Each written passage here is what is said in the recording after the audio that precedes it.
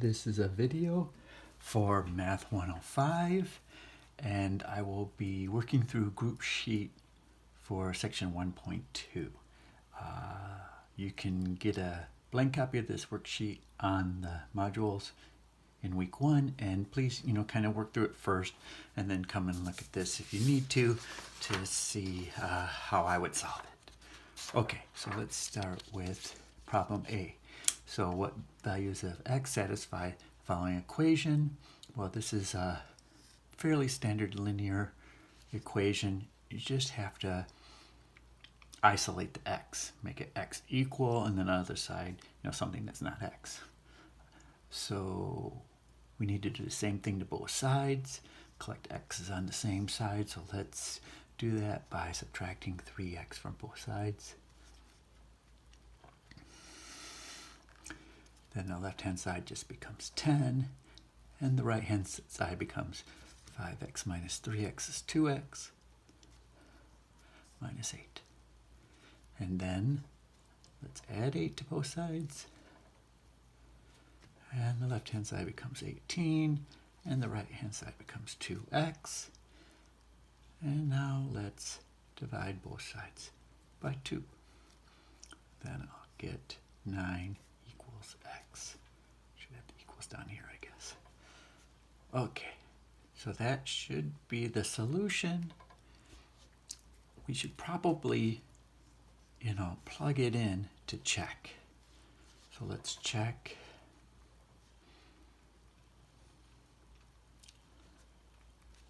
So if x is 9, we have 3 times 9 plus 10. That's the left-hand side. That's 27 plus 10. That's 37. And then on the right-hand side, we'd have 5 times 9 minus 8. That's 45 minus 8. That's 37. And sure enough, 37 equals 37. So the solution is x equal 9. Sometimes they'll put it in set notation like this and call it solution set. In this case, there's only one number, so it's not that big a deal. Okay.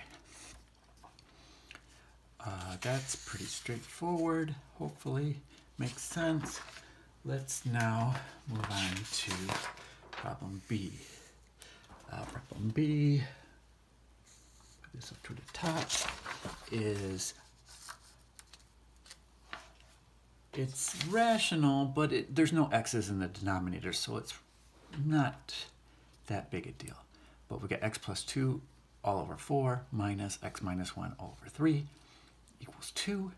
The way I like to solve this is to turn it into something that looks like a. So to get rid of the denominators, multiply through by the least common multiple, or the common denominator. Well, 4 and 3, least common multiple of 4 and 3 is just 12. So what I do is I take x plus 2 over 4 minus x minus 1 over 3 and multiply that by 12. However, this equals 2, so I have to do the same thing to both sides. Multiply both sides by 12. Okay, on the right-hand side, just add 12 times 2, 24. On the left-hand side, notice I need to distribute the 12. And that's why it's the common multiple, because I need it to cancel off with the 4, and I also need it to cancel off with the 3. So if I write that step out. Now, some people will skip some of these steps once they're comfortable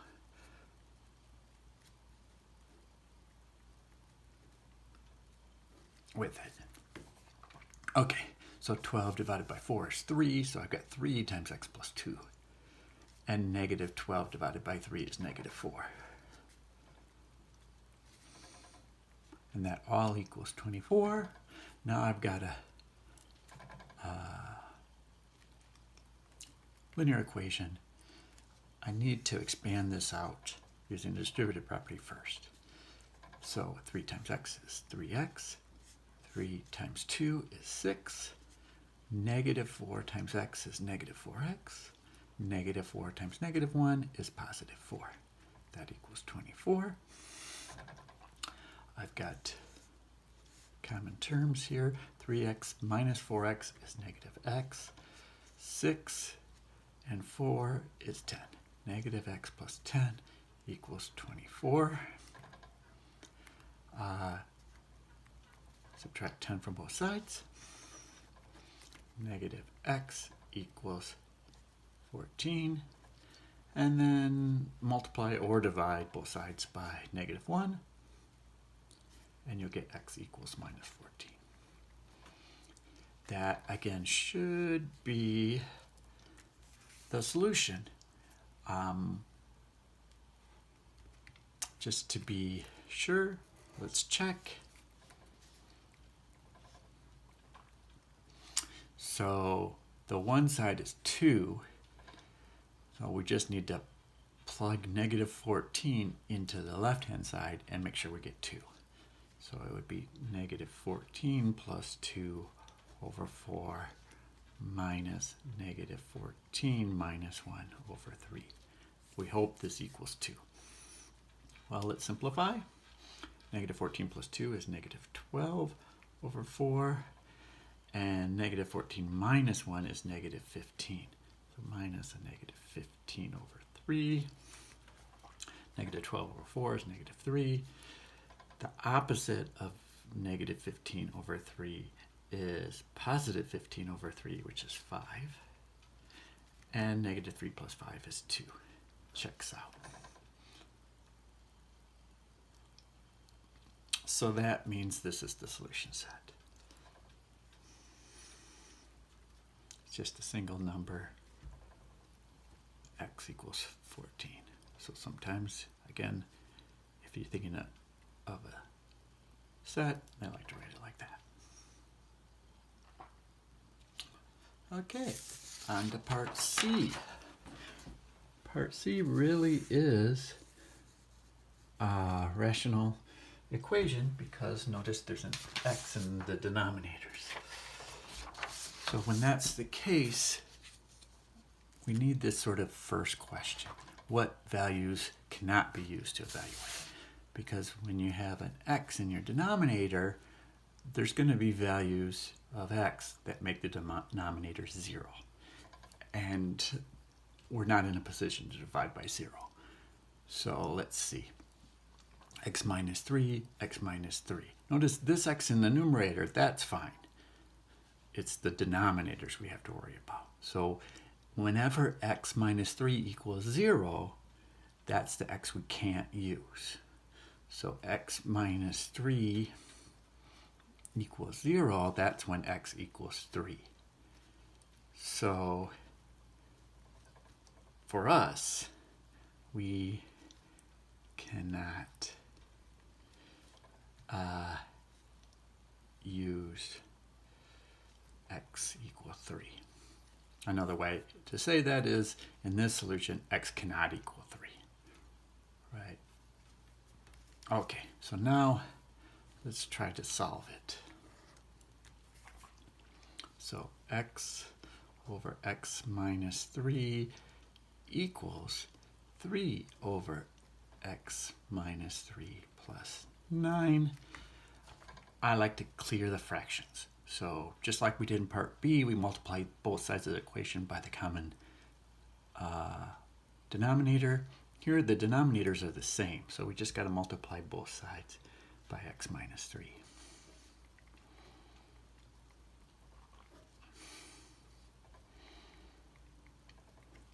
Now, the only tricky thing here is to realize you're multiplying the entire side by x minus 3. These parentheses are important because here it just cancels off and you get x. Left-hand side is just x. But here it doesn't just cancel off because you also have it times 9. So you have to expand it out first. X minus 3 times 3 over x minus 3 plus x minus 3 times 9. On this part it cancels off, but this part doesn't. So you get x equals just 3 plus, I've got 9 times x and 9 times minus 3. Okay, 3 minus 27. Combining like terms here, I get x equals 9x minus 24. Subtract 9x from both sides. Get negative 8x equals negative 24. And divide both sides by negative 8. And I get x equals negative 24 divided by negative 8 is 3.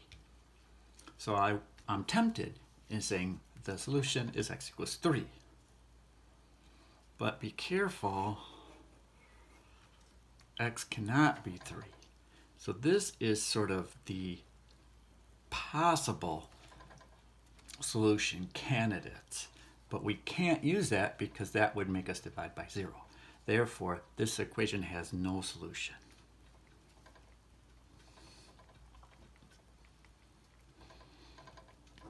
Another way to say that is x is the empty set.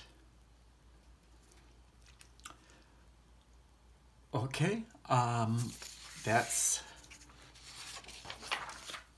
how I would work out group worksheet 1.2. Please keep in mind there's other ways to solve these. You might skip some steps I didn't skip or add extra steps that I might have skipped. But that's the basic idea. Thank you.